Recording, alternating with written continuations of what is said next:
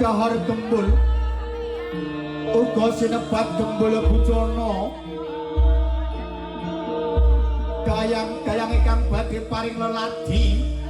dumateng temanten Sarimpit. Bapak Ibu para pepunden para sesepuh aji sepuh ingkang tunggul mantan jejaranipun temanten Sarimpit damel sari-sarinipun jejaran paribasan mangan sak piring wong loro turu sak pegulingan wong loro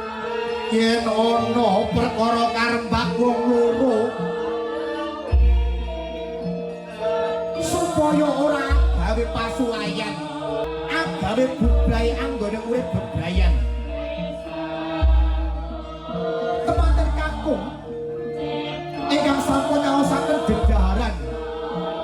marang garwa kinasih kanthi raos tresno lahir ing tumusing batin semono uga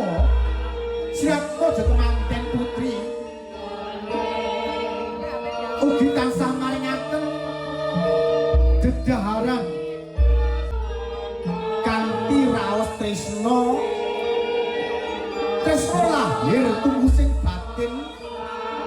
tresno marang garwa kinasih tresno saking donya sampai dumugi ing blahat tresno lahir ing tumusing batin